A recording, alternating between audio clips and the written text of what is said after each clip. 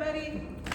Welcome to our bassoon masterclass. I'm Kristin, Wolfe, Jensen, faculty here at Round Top and at UT Austin in bassoon. So this is for everybody. So if anybody has questions at any point, please pipe up and ask. And we have three performers today, starting with Cian. Would you introduce yourself, where you're from? Yeah, I'm Cian. I'm from Toronto. I just finished my second year of my bachelor's at the University of Toronto. And what I'm playing is, I'll be playing the solo from Scheherazade and then a couple excerpts from Stravinsky's Pulcinella Suite.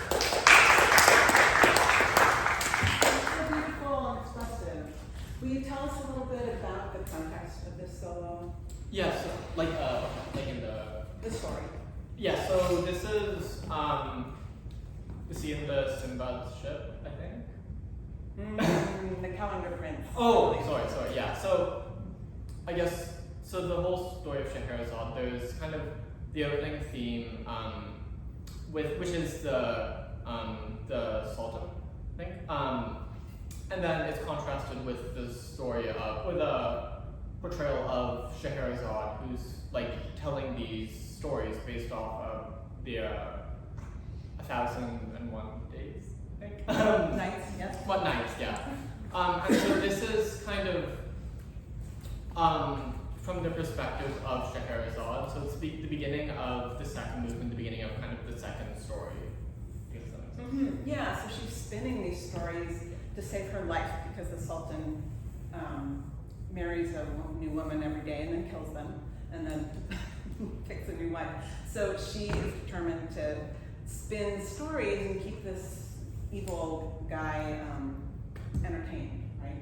So, which is very applicable to this solo, right? In what way? I mean, Rimsky-Korsakov gives you lots of instructions, which are, can you tell us? So Andantino, Dolce Espressivo, and then Capriccioso, quasi recitando. Yeah, what do all those things mean? So Andantino, I think a little faster than Andante.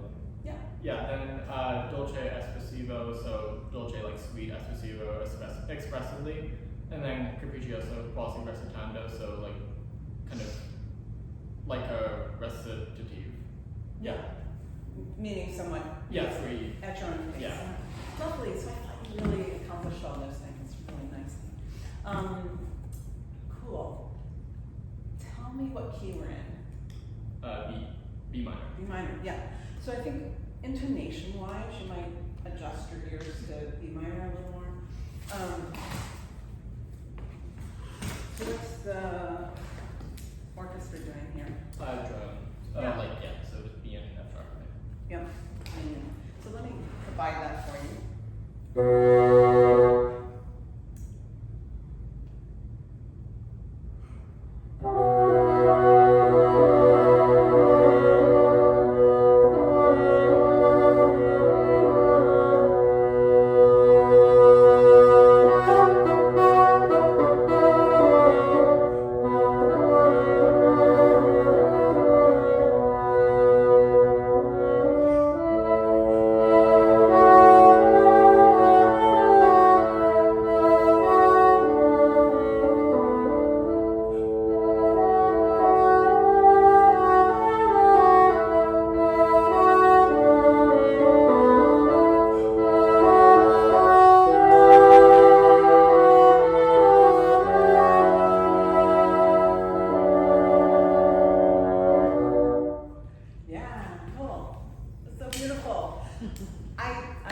many suggestions for you because I think you're playing it so beautifully and individualistically and expressively. This is one of the solos.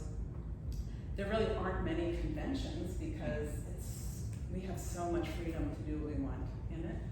I think you could win a job playing like that. And you played more in tune this time. Did you notice yourself adjusting? Yeah. What did you adjust? I sharps down.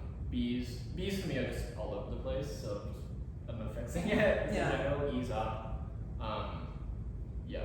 Doesn't make much sense. Yeah, so maybe figure out a way to practice with the drone more often so that when it's not there, you're still tuning everything to that, you're hearing it. So, just so we talked through this and to the benefit of everybody else, tell us about the phrasing in this. So, I guess if you kind of, there's like a main line, but then a lot of kind of extra stuff. So if you isolate just like the first phrase, that's, which kind of is just F sharp, which kind of just becomes E, and then, so if you simplify that whole thing, it's like,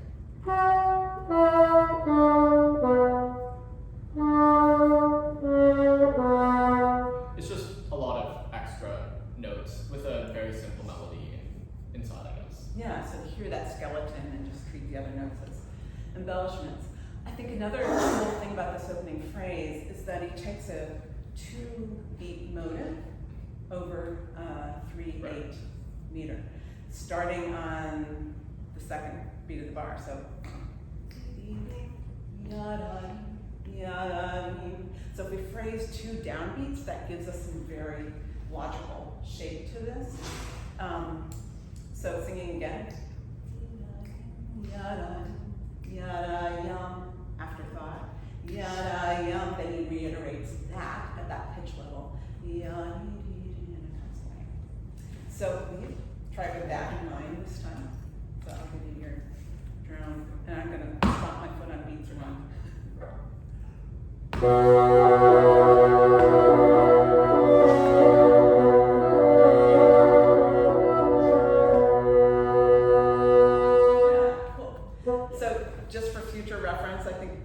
Looking at the meter and how this 2-beat motive plus an afterthought in the third bar fits into the meter dictates a lot of the phrasing on that. It's really lovely. Then what happens in the second phrase? Here. Starting to crescendo on the beat. It's kind of the same thing, just more like accents, more articulation. Yeah, it's a total change in character. Yeah, a little more fiery and snappy. So you can exaggerate that, I think.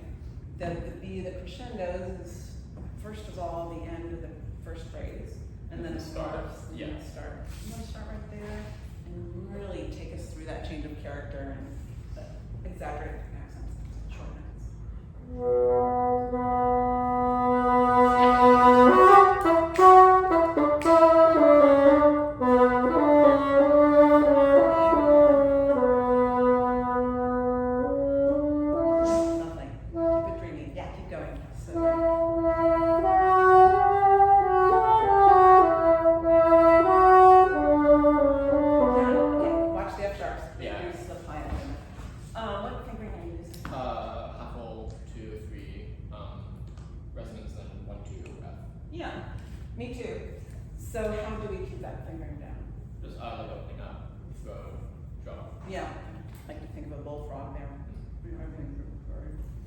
Yeah, we just play that.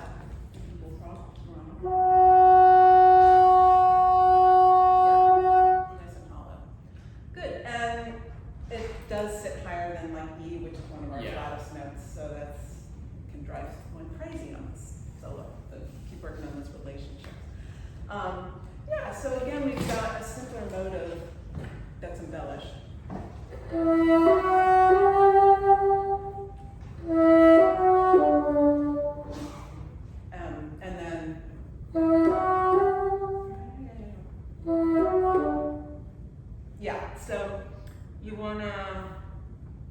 There's the up motive and then there's the down motive. The up can be a little more optimistic.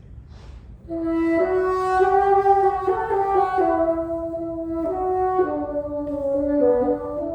little sadder.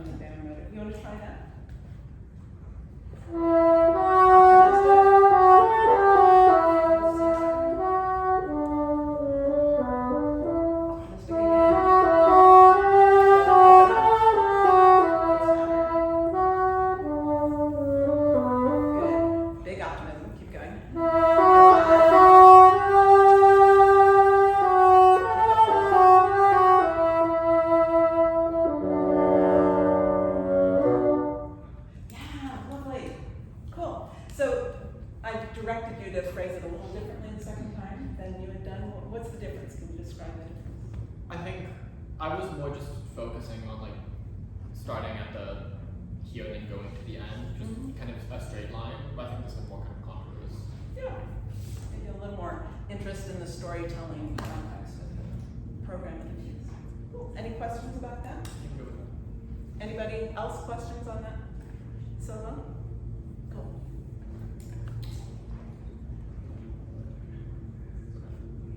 I think I'll probably start with the button and work backwards. Okay.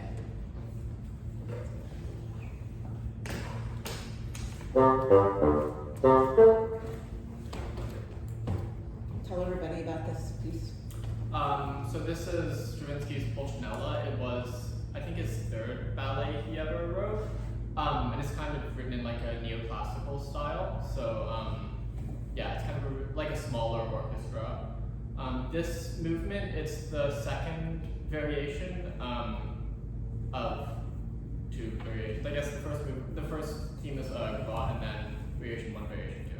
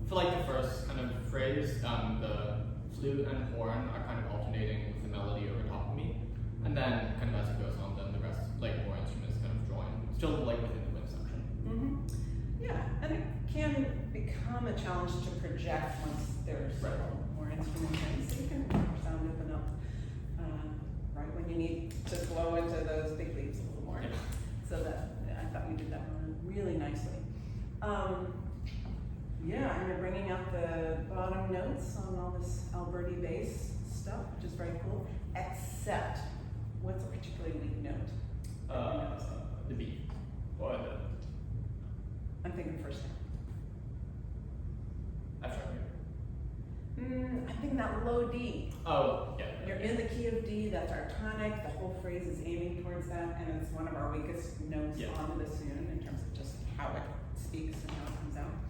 Will you just play a low D and play the Choose I noticed you did at the end, which was, didn't you? At the end, Yeah, I did. which was very effective. Yeah. Do you have time to put it on? That's kind of the issue.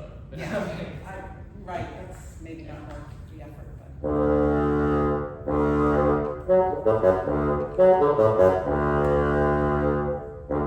That's much more beefy. So what does that take? Kind of same as like the sharpening tricks, so just like opening up. Yeah. Bullfrog, I guess, yeah. Right, and giving it enough air. Low D is so sensitive, if you push it, it'll just go so sharp. So you found that sweet spot of kind of a wide, gentle, but full airstream. Yeah, cool. You want to see if you can put that in context?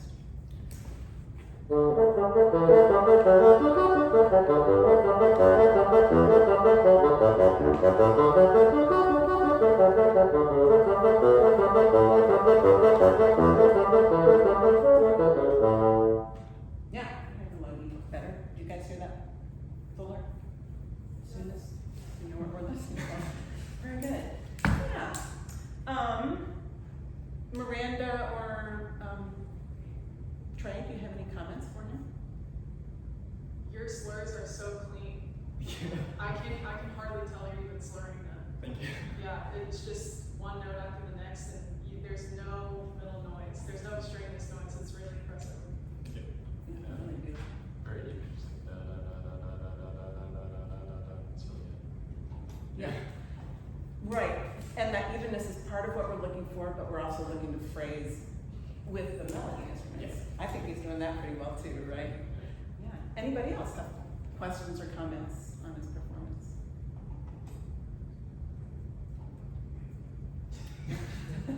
All right. Yeah, that rocked. Anything else? Oh, yeah. Yeah. Okay. So yeah, I was doing this.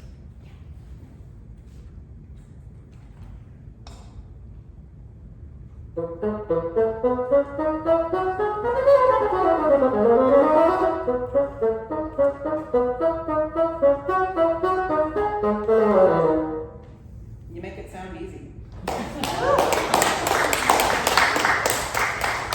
Usually, like sweat starts pouring down. Because it just sounds like a scale, but those are the high range fingerings that are just really crazy on the bassoon. And pitch is tricky up there, and sometimes the high C sharp doesn't speak, but you're just nailing it. Dynamically, what do you think of here? Like forte, that. Yeah, I think you could beef up your sound a little bit, both in dynamic but also breadth of tone. You just play an E and find the tone quality in the volume.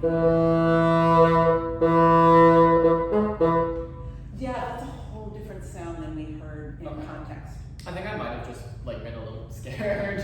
No. Yeah. None of us can relate to that. Yeah, so even if you're scared, which we all get at some point, right? Often in performances, auditions, master classes, lessons, even in the practice room, right? How do you deal with that? I think trying to limit as many or trying to have everything as much as possible kind of decided in advance, so I'm not not as much can go wrong. If that makes sense. Yeah. Okay. So, as you say, you were scared in your first run through of this. How did that manifest in how you executed? Yeah, less air. Yeah, that was the main thing. Okay. So how can you decide and plan ahead of time to override that tendency? I think just have a clearer idea of how much air I want to use and how it should feel. Yeah. Wise. Absolutely. And that's one reason we do lots and lots of slow practice, right?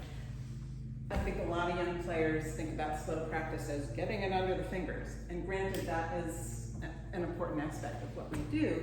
But in that slow practice is so much more about what we're trying to achieve as musicians. It's that tone quality, it's the relationship one note to the next, so that we're leading the line in a very intentional way. So yeah, let's do this really slowly. And can you talk us through how you're going to lead the line? What's the relationship of, say, the first 3 notes or the first 4 notes? I guess the first kind of 3 bars, I'm just thinking of a line all the way up to the top. Okay. And then I'm just basically just as the phrase goes up, I go up, as the phrase goes down, I go down. That's what I'm thinking. All right, yeah, basically that. Good. How does the meter and how the notes play in the meter also affect that? Not sure. I guess just focusing on 1, 2, 3, 4, 1. That's phrasing, but Yeah, right. And this does not start on a downbeat. Right, yeah. So how are you gonna, I was asking a loaded question. Tell me about the first 4 notes. So lead to the 4th note. Yes. Yeah. Dun, ding, dun, ding, dun, dun. So really show us that in your slow practice that's gonna have a beefier sound. I sang it too fast. Let's go. Dun, ding, dun, ding.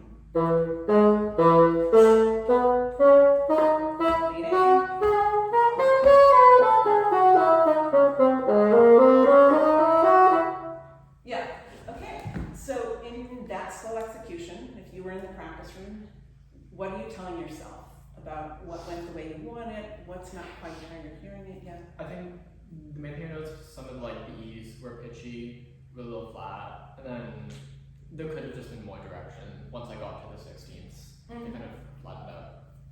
Yeah, and I think once you're at the pinnacle, the high C sharp, sustain that forte dynamic a little longer. Yeah, da, da, da, da, da, maybe all the way, a whole bar of pinnacle to the phrase until that wacky B sharp, right? That's also harmonically kind of surprising. And then we have a little coda. So yeah, let's go slowly again. Really put every note in its linear and metric place. Climbing, sustain, yeah.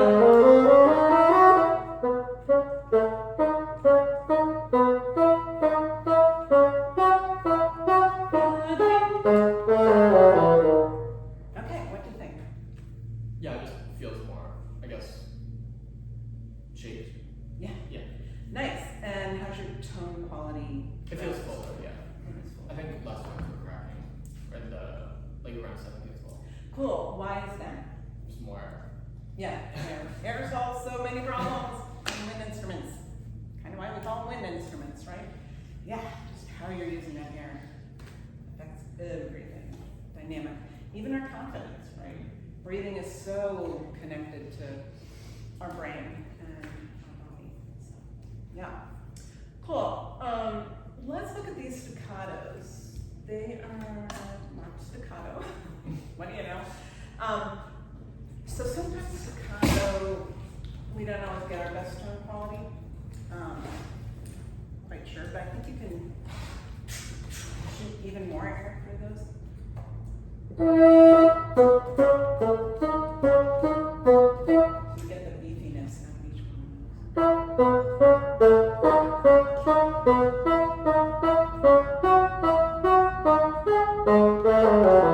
Yeah, that sounded fuller than the first time. Let's go working toward full tempo. Dum, dum, dum, dum.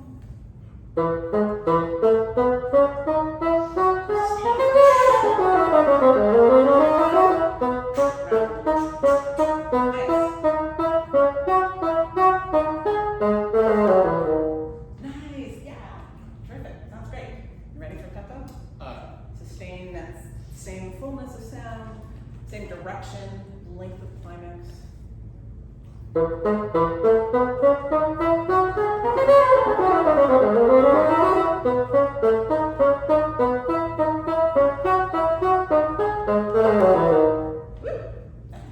Great. Miranda, Trey, any comments? It's kind of crazy that we cracked that one time. Right? Pretty awesome. It was great. When you first played it, the thing that stuck out to me definitely was the first 3 notes. What about them? Direction, and then it reminds me of the excerpt, starting Tchaikovsky 4 or starting the Nielsen variations, like those 3 notes that are, 3 scale tones that are really easy to identify. I think it's really important that they're in tune and have that leading to the downbeat, which is because you're so worried. Like I personally, you worry about everything else, like because the excerpt is so long, but those first 3 notes are so important. Yeah, and not everybody here knows the excerpt. Our default way of listening is to hear first notes as downbeats. So you need to be very deliberate that is not. That whole anacrusis figure is leading toward the first note. Which I thought you got as you went along. Excellent. Questions? I think we should do the last one. Yeah. Okay. So I'll do from like here to 39. Okay.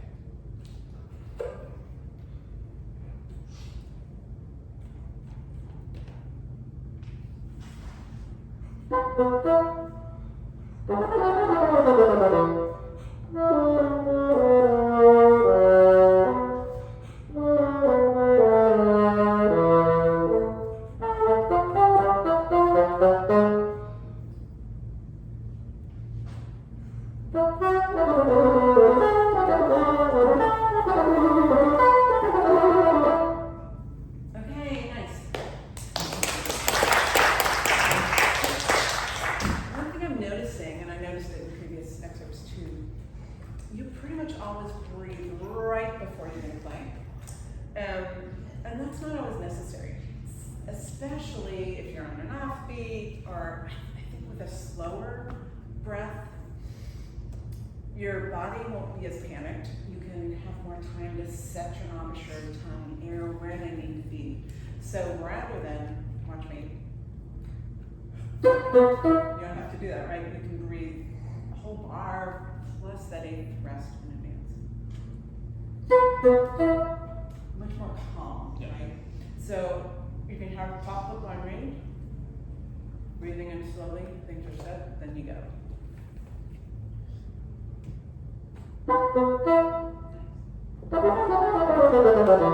Okay, yes. And then you were less wiggly in the rest there too, Yeah. which set you up better for this. Yeah. Cool. So that's much better. How did it feel? Yeah, just calm. And in control, right? So what's going on in this measure? Is awkward. I know. Yeah. It sure is. Do that slowly once. Just blow harder through that whole thing. Yeah. Why is that a better option? It's just less, like, things won't crack if you use more air. Yep. Or it won't crack less. Yes, less likely. Good. Yeah. So I want you to forget how scary and awkward that measure is and breathe sooner and just blow through it when you go.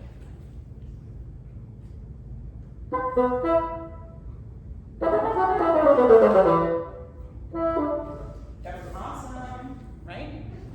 Woo. Cool. Yeah, why don't you keep going and just remain mindful of breathing sooner than you were in the habit.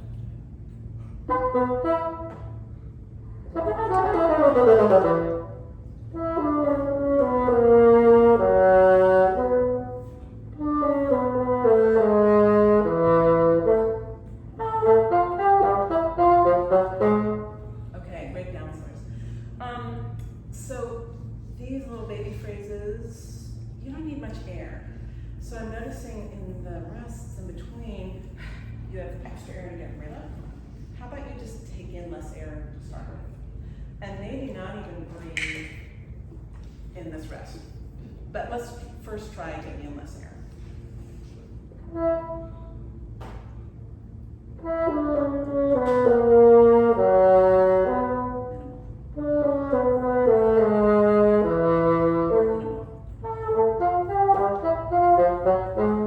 How'd that feel? Yeah, just calmer. Unless, like, excessive. Right, and then you know how to use that air Yeah. better. So I think, Marshall here just finished middle school. He's a bassoonist. Welcome, Marshall. I'm guessing your band directors tell you to always take a big breath. Yeah. It is important to be able to take a big breath, but we don't always need one on bassoon. So that's something we need to forget that our band directors told us, and to learn to take in the amount of air that the phrase we're about to play requires. And so that we're not for one note, it's a little ridiculous. That extra air builds tension in the body, and there's just a much more fluid sense of breathing and living through our relationship with the instrument when, we're just taking in the air we need, we use it, and we take in some more air. Simple as that. want to do that whole excerpt again? Sooner, smaller breaths, and more confidence when we get there. Breathe in. Yeah, the high B needs a little more.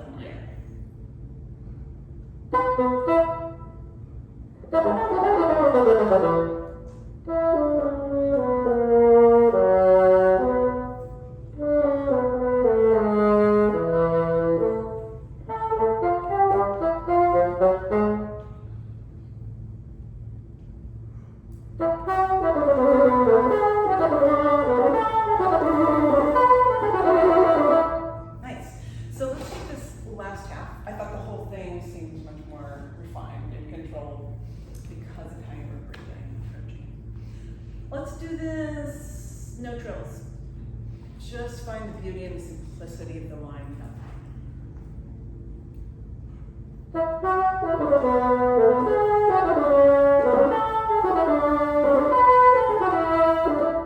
Yeah, so much easier that way, right? If only. Cool. Will you give more air to your 16th notes? Yeah, leave them.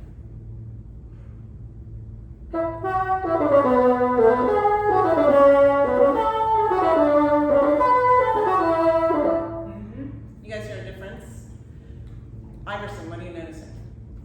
They were leading to the next one each time. You felt the momentum. Yeah, the whole phrase has much more momentum. And those notes matter now. That's great. So will you focus on those and let the trill just sort of be an afterthought? How are you trilling this C sharp? C sharp 1, 2, 3, E flat, and then the trill would go E flat. Okay, show us.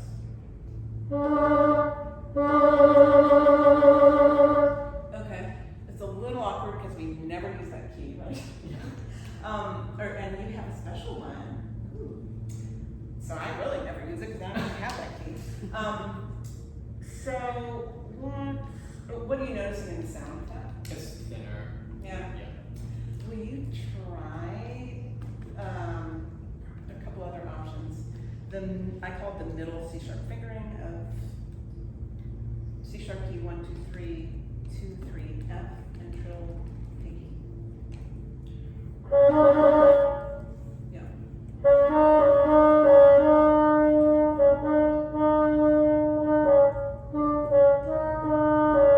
Not perfect either, Yeah. but you can sort of voice down the D.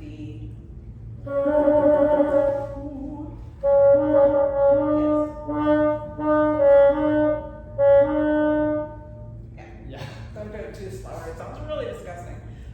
So that's one option. Or you can use the short finger and just full fingering.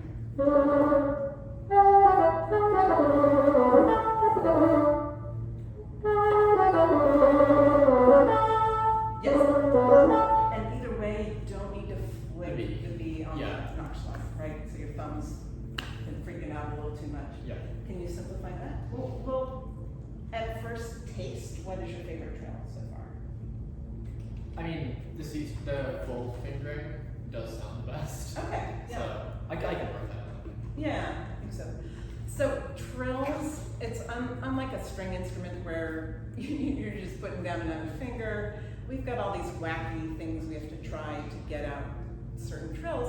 And what works on this instrument, this bassoon, might not work on mine, and might sort of work on Trey's, but so we just have to try all options, and we have to not just try them once and dismiss, but what if I voice this one a little differently, or what if I blow harder? Yeah, all about experimenting, giving everything a shot, and then deciding and committing to that. So, sounds like you're thinking the short fingering, but normal full fingering would work. You want to try that slowly in context?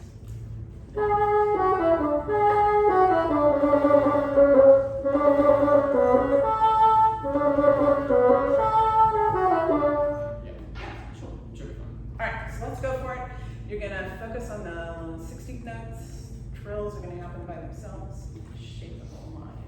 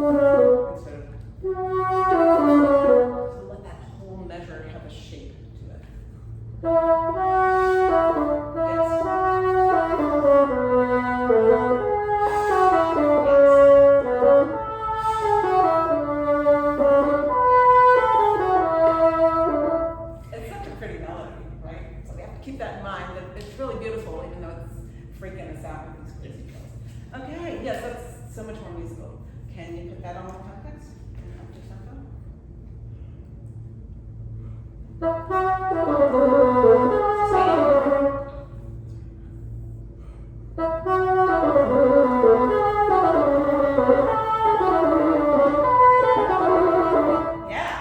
Yay.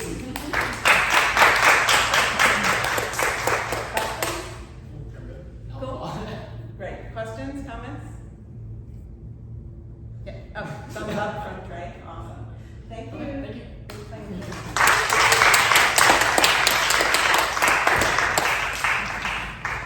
Well, we're having a stage change. Miranda's going to come up. And if anyone needs to stand up and stretch, please do. I know I cannot sit still for an hour and a half, so you are welcome to wiggle. But we have a guest star, and I like Jason Schaefer, who's wiggling at the moment. Because I was telling the bassoons yesterday, Miranda was saying how she religiously practices 4 hours a day before auditions, and I did that too when I was in college. And then I started meeting some great players who said, oh, I've never practiced that much. And you're one of them. So will you tell us about that? Like, yeah, how can you not practice so much and still be so awesome? Well, I don't know about the awesome part, but you practice less. Yeah, no, I remember we talked about this a little bit, that like I have never practiced more than 2 hours, basically, maybe 2.5, kind of a thing.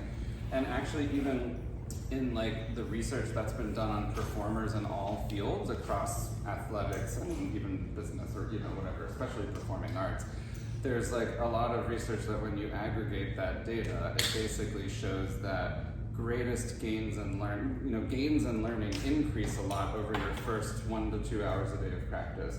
Maybe you get a little bit of additional gain around 3 hours, and then at approximately 4 hours plus, there's essentially minimal to no gains in your learning in general. And that was exactly what I found true for myself.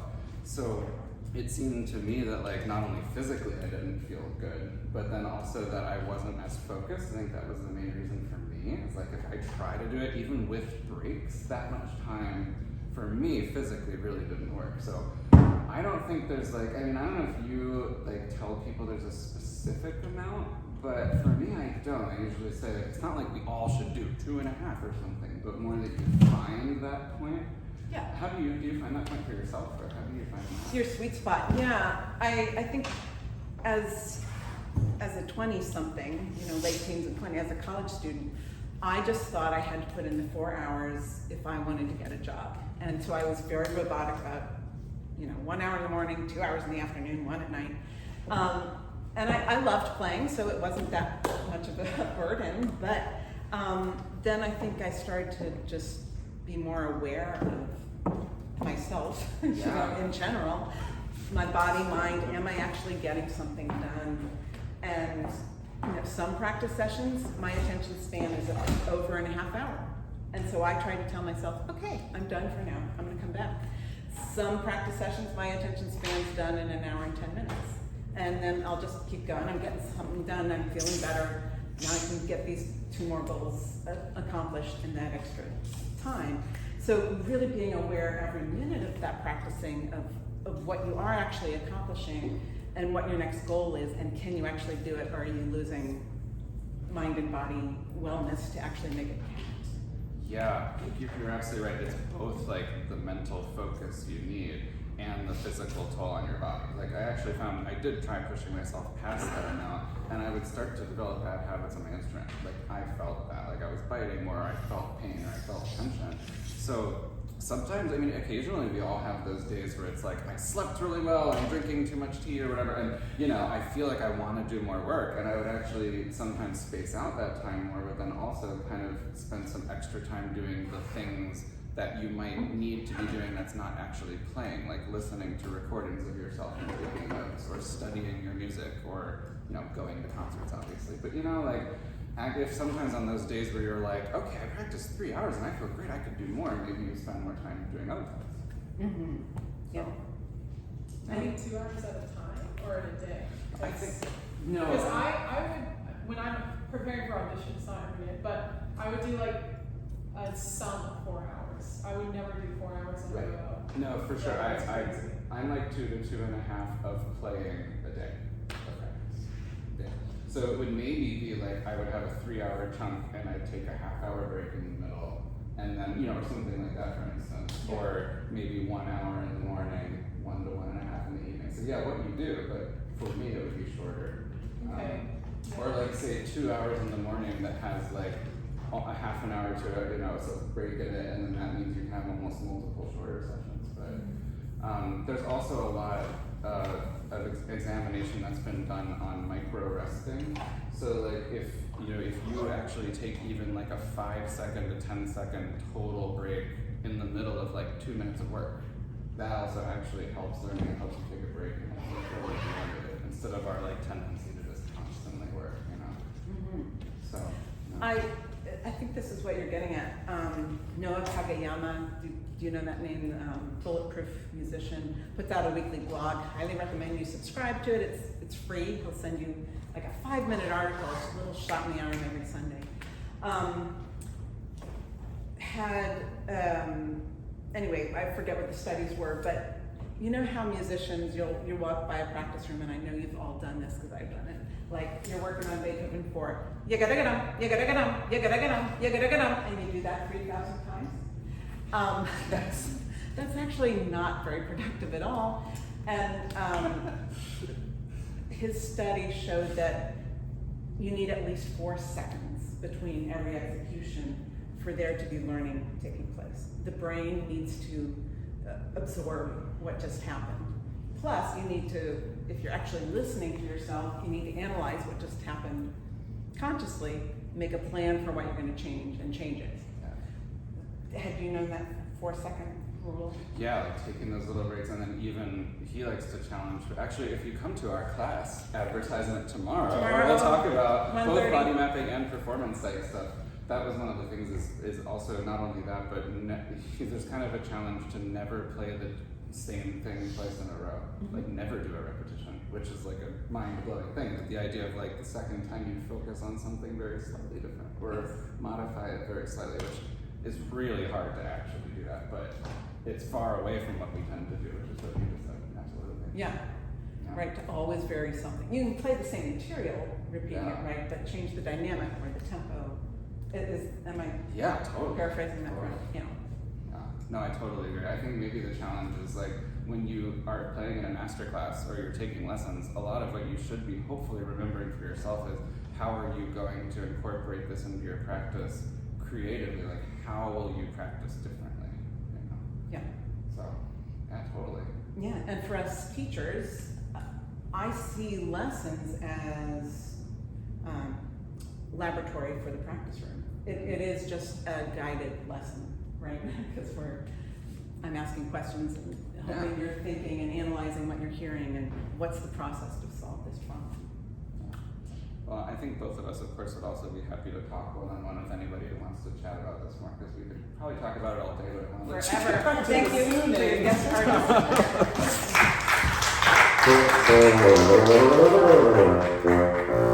have no idea what time it is. How much time is it? 2:15. 2:15. Wow. Okay, time's flying. Miranda, tell us what you're doing and who you are. My name is Miranda. I'm from Dallas area. I currently live in New York. I'm playing the exposition of the Mozart bassoon concerto, first movement.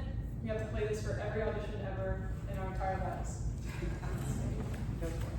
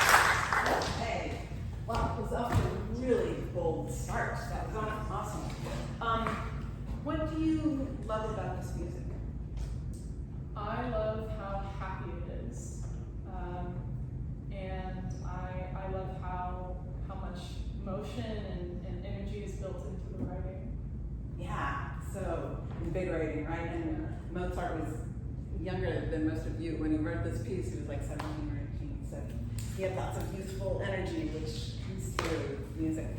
Yeah, and were you feeling that exuberance and joy as you played? At times, what I was, yeah. Okay.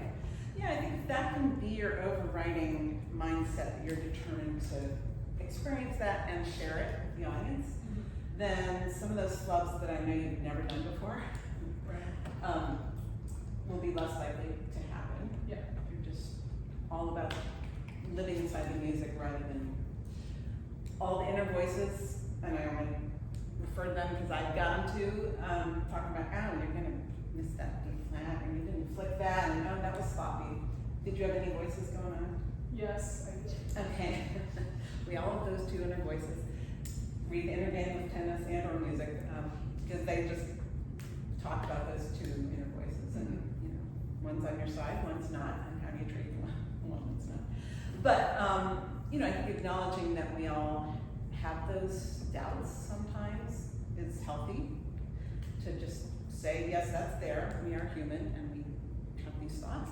You don't have to believe the thoughts, and you can redirect them and have your focus be on sharing this happy music with all of us and enjoying yourself.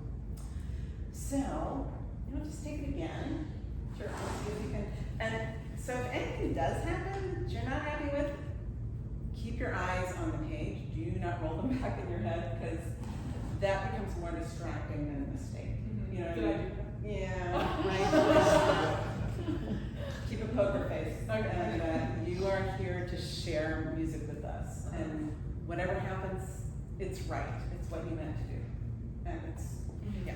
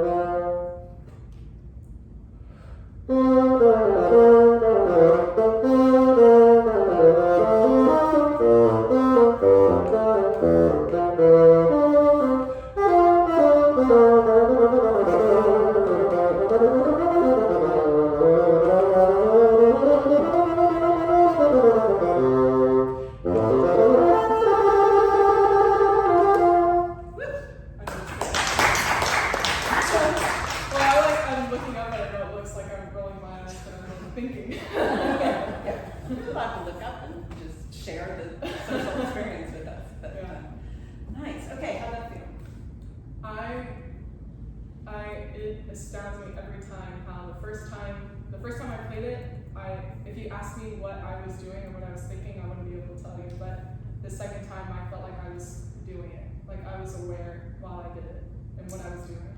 Okay, so it's just an awareness, like an openness of your ears. Yeah. I guess I mean, I don't want to say I blacked out the first time I played it, but like it's kind of similar to that. Okay. Like just being in the moment. Yeah. And so this happens to you frequently, that I think it takes me a second try to be in the moment of what I'm doing, yeah. okay. So I assume this is a habit you would like to change. Yeah, I'd like to be able to do that the first time. So what are some approaches that you might experiment with to be able to do that? I try to tell myself to not rush into starting. Okay, can you put that in positive language of what you are going to do? Yes. Not what you're not going to do. I am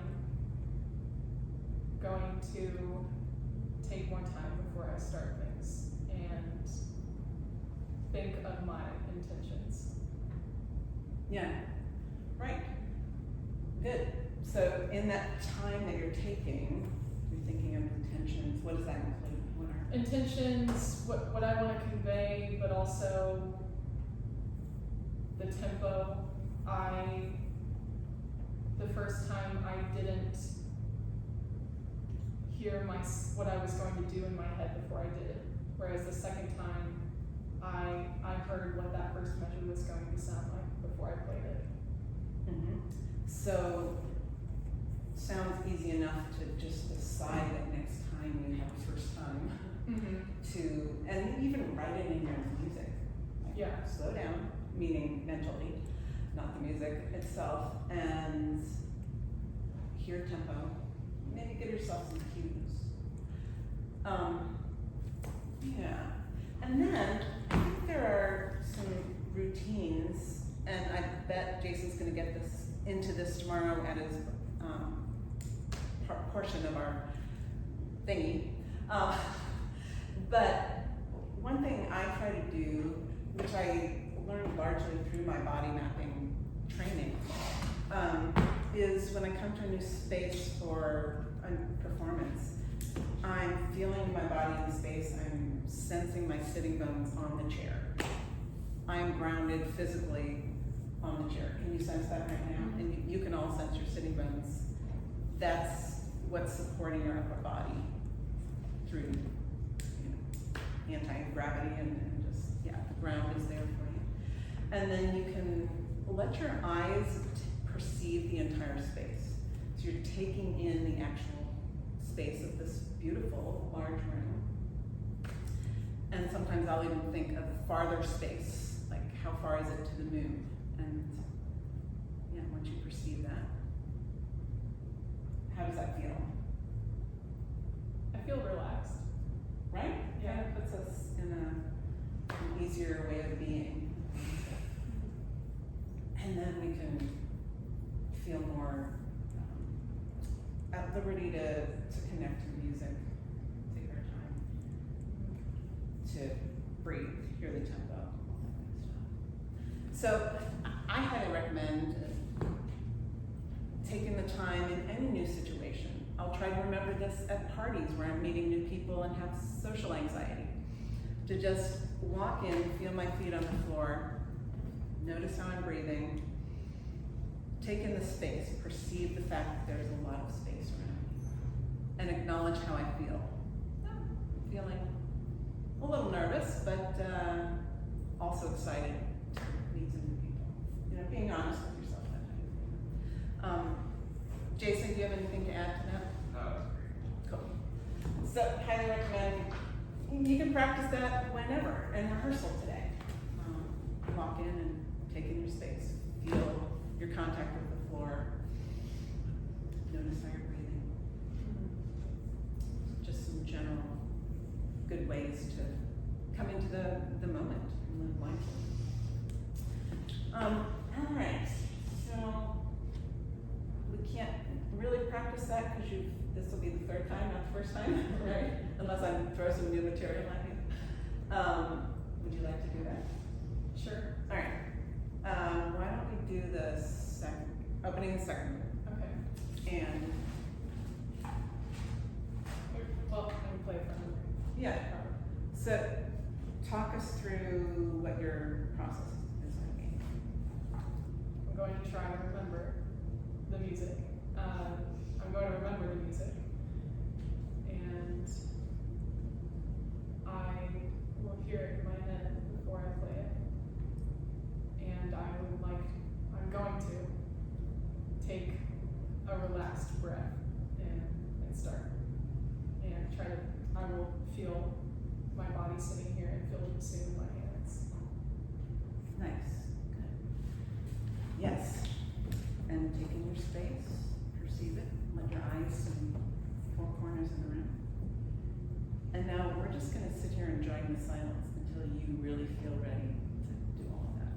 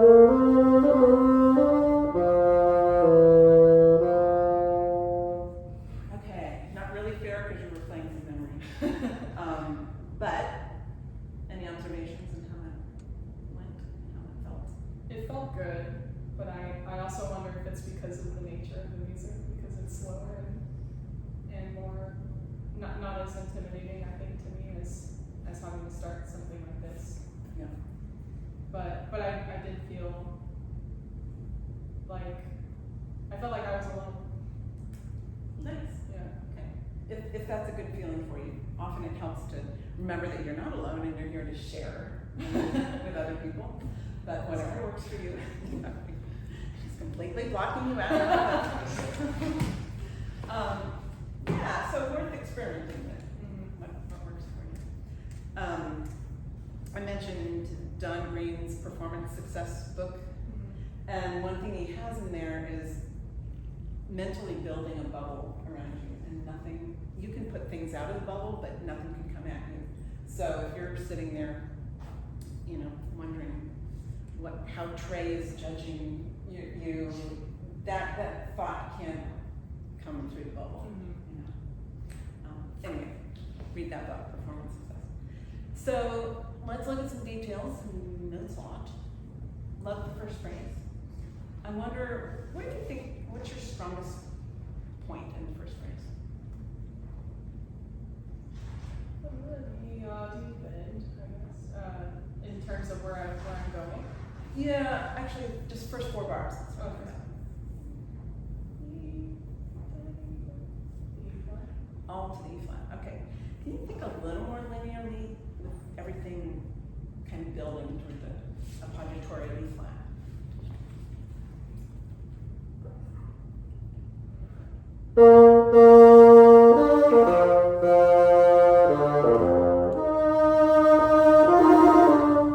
Yeah, cool. Did that feel any different? Yes, it did, and I'm considering not starting on the appoggiatura on the downbeat. Do you think that is disruptive? The E flat itself is an appoggiatura. Yeah. So yes, the F kind of doubles up the appoggiatura and distracts from the dissonance of the E flat itself. Yeah. But it also changes the note because it's a repeated note, so there's no right answer, whatever you like. But I thought there was more, you maintained the fullness better this time that you had in the first bar. It came down a lot. Was that on purpose, your first time through? The flow of it? Your volume would come down in the song. No, that was not intentional. Okay, yeah. I think, yeah, listen to the volume of every note in the phrase and make sure it's going where you want it. Yeah, so let's do it again. Are you doing the F or not?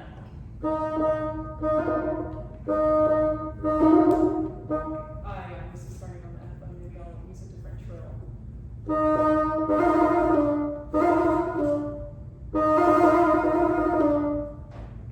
Will you try 1, 2, 2, 3, and trill 3?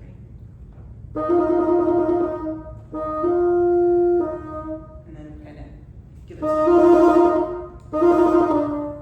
Yeah. Okay, we're going to take a vote. You're going to trill 3 different ways. Okay. Okay. The 3 that I just did? Yeah. So Okay. here's number 1. Number 2. 3. Okay. Yeah. Show of hands. You can show 3, 2, 1. Wow, that's very informative. Several 1s, several 3s. It's kind of 50-50, I think. I've been doing this. What did I do? You've been doing. Yeah, it's funny. Every great bassoon player has a different drill. Yeah. I do like that one. I haven't used that one before. Okay. Yeah, it does kind of sound similar timbre when I gas it. Yeah. Yeah, I like that. Okay. Okay. Yeah.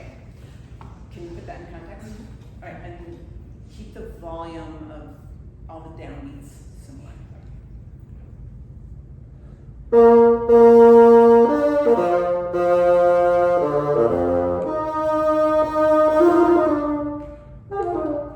Yeah, I'm digging that first phrase. You guys hear that energy that she's maintaining now? The trill sounds cleaner and more timbrally matched. Love it. That rhymes.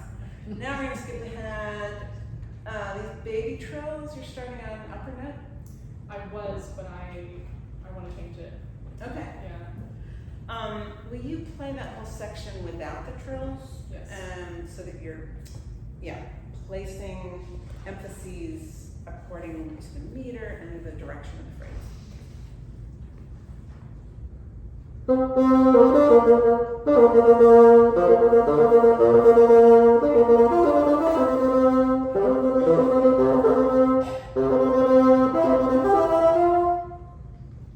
all sounded the same.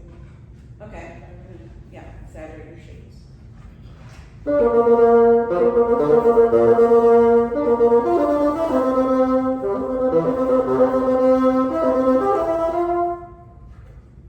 Not hearing that? Yes. Yes. Okay. I am. Yeah, I'm hearing contours and directions, and that's great, and relative hierarchies of importance. Nice. So the trills in this section are on the second beat of the bar, which is the weakest beat of the bar. So as fancy as they are, they're really kind of the least Right. important thing. So see if you can de-emphasize them, as you just did when they weren't there. Mhm. That beat was the weakest part of each gesture.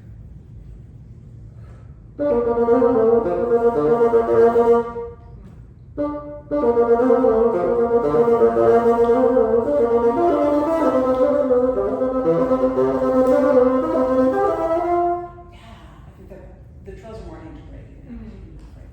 So it's so tempting to just blah on all those trills. They draw enough attention to themselves as it is, but they are the weakest beat of the bar, so out of the way. And then I won't make you do too much of this right now, but I have my freshmen, I very much micromanage my new students. On this section, go at 60 and put exactly 7 notes into each trill. So, because like anything else technical, we want to start slowly, fit it in a rhythmic context, and build up the tempo. So, I'm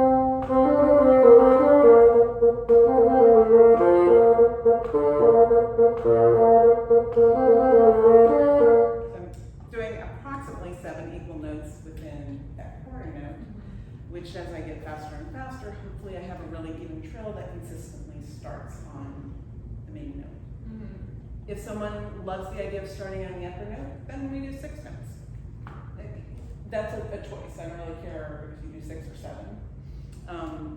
But you know, you as many students I hear and young professionals on this section, it was a little unclear as to which note you were starting on every single time. Okay. It's inconsistent. You know? Mhm. So to build consistency.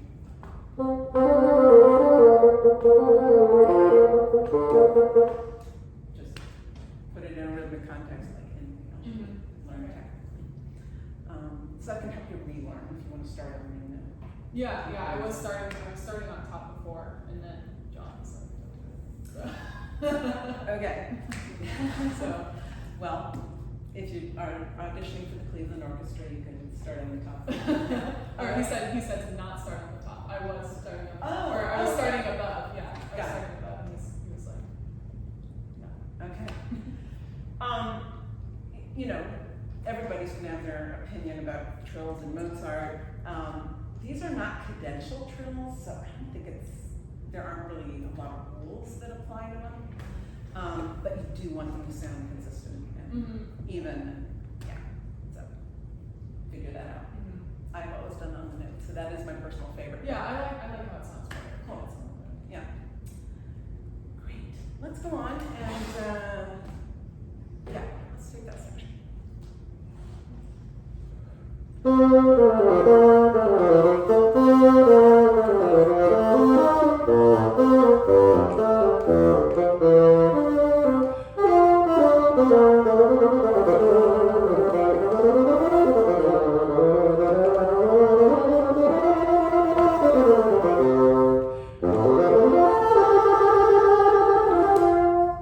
Yeah.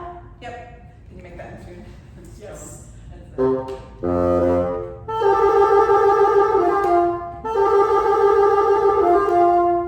Yeah.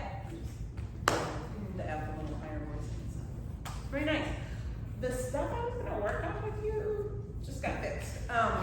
But I'll tell you what they were in case they were inconsistent. And and this is one personal opinion, because I like to play the meter. 1 and 3, make your strong beats. This motive starts on 3. 3, da da da da 1, da da da da 1, da dee. This C is on a weak beat. Okay. So I don't like to slam into it.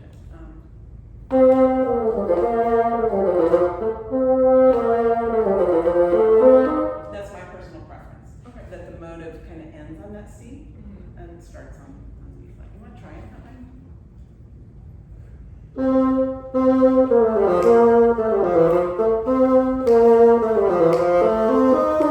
Yeah. Yeah. Just to feel it too. And know where you're being. Okay. And I think it gives it a lighter feel. Yeah, let's take a vote. You're gonna play it the way you did the first time. Let's stop right there. Then you're gonna play it the second way. You won't hurt my feelings if you vote her way. We just want to hear it both ways. Neither one is wrong or right. It's just really a matter of personal taste. So let's play it 2 ways. 1.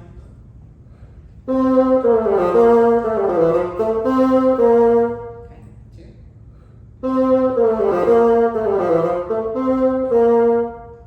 Okay, votes. You like to? I see a 1 on Sherry's hand. Okay, so yeah, mostly 2s, but yeah. So decide what you like Okay. and do that. And then yes, I thought you treated this mini transition very elegantly the last time you played it. I love that 7th and just kind of caressing the C. You kind of slammed through it the first time a little bit, so yeah, you want to just try that a little more elegantly.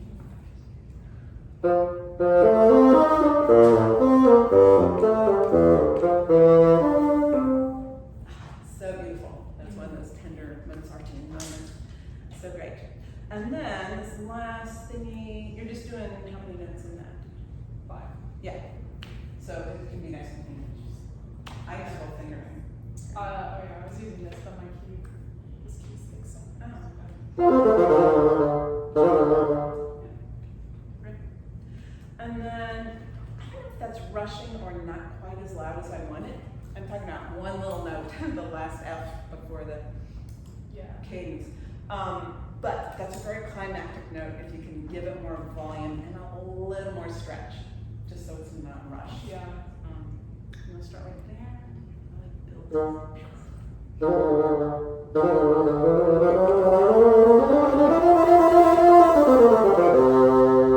Maybe not that much, but yeah.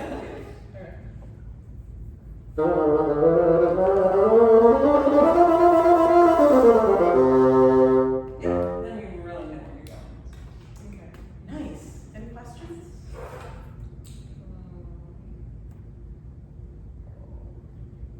Sometimes I am unsure what to do with this long B. Should I do my crescendo and then like how much, or I've been kind of flirting with diminuendoing and then growing from the C to the G. Yeah, what's the orchestra doing on that long beat?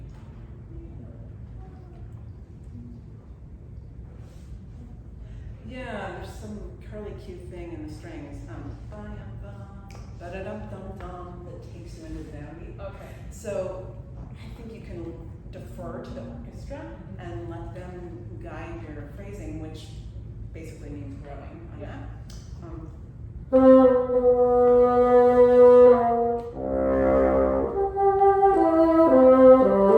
I like to be as elegant as possible, rather than, I mean, we can smash into low C and we can smash into high G very easily, but that's plenty energetic. Or you can smooth them over like an opera singer.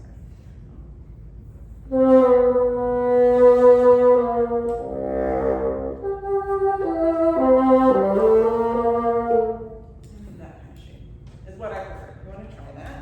So just really elegant, gentle connections there. Actually crescendoing here.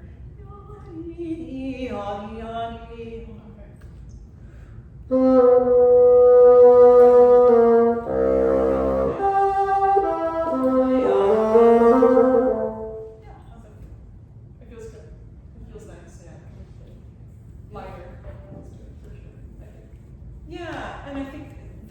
of these kinds of decisions and fast movements of Mozart, where do I want to be light, how energetic, how sparkly, how elegant and aria-like. And making those decisions is part of what's so cool, because your interpretation is going to sound different than mine, which is different than Will Roberts's and Trey's, and that's why we play music, is to get those individual interpretations. Just experiment, try all those options and see what your voice dictates. Okay. Other questions? No, that's it. All right. Woo! Thank you.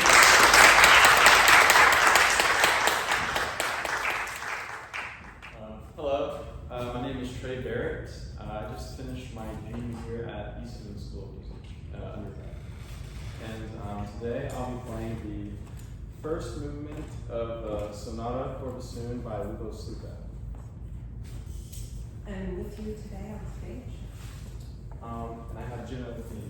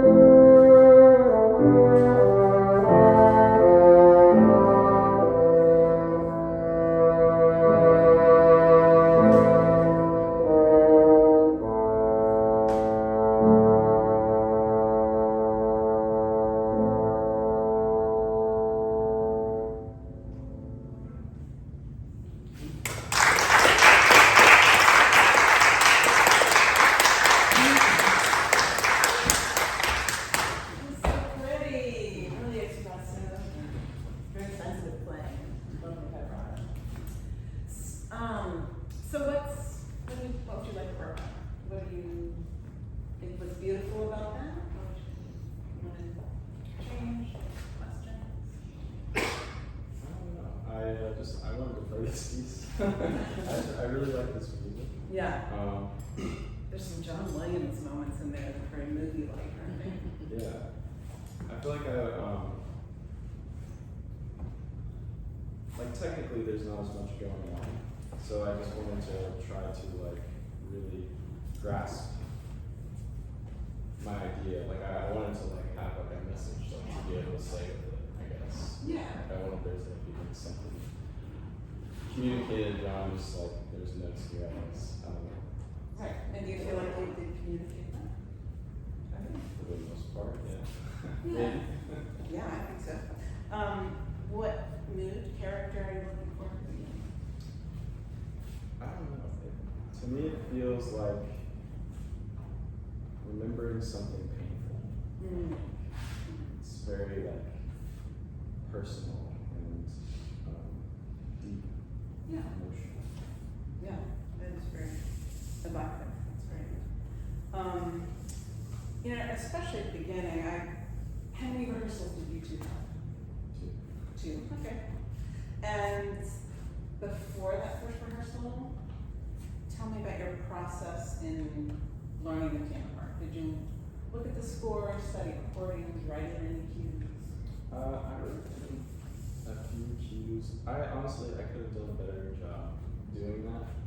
I listened to the music quite a few times, and I listened through it and watching the score just to see like the places where I was important for me to know like before like the way of the piano. But yeah, I think I could have like prepared better.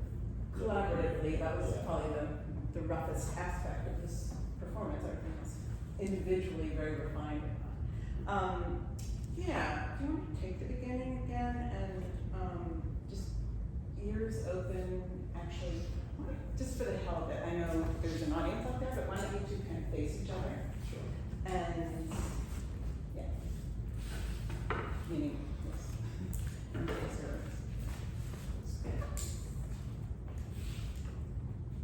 And so, see if you can let this be more like a Poulenc sextet or something where you're collaborating and handing things off.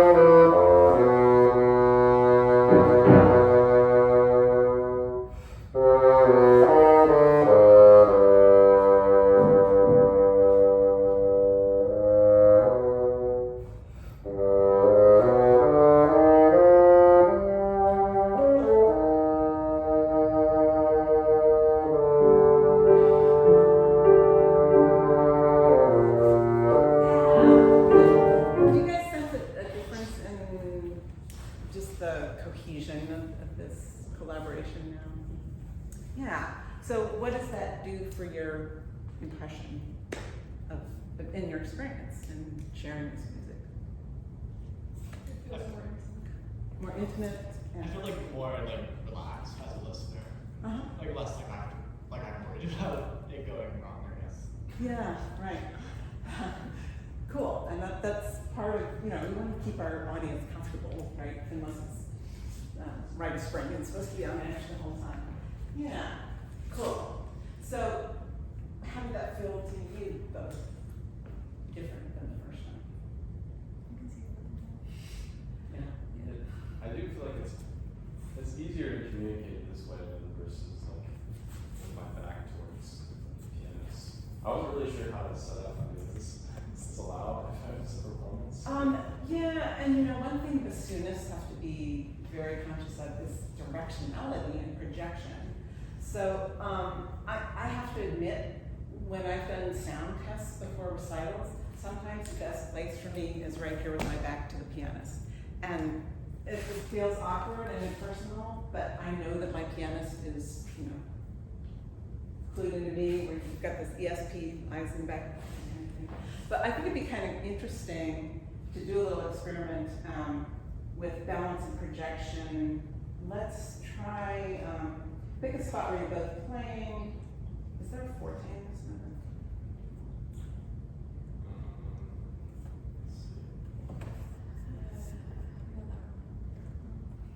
Yeah, the jump. Or it's not, there's a fourth, there's a fourth. Oh yeah. You got it? I think so. It was Okay. That's where we started, right? So listen carefully. We're gonna play from there, then Trey's gonna move here, and then we'll move right here, and see if you notice any differences in sound. And maybe the sound is the same in one register and different in another register, but notice what you hear differently. So should I start here? Yeah, might as well start there, and then silence, and we'll move you quickly so we can keep there.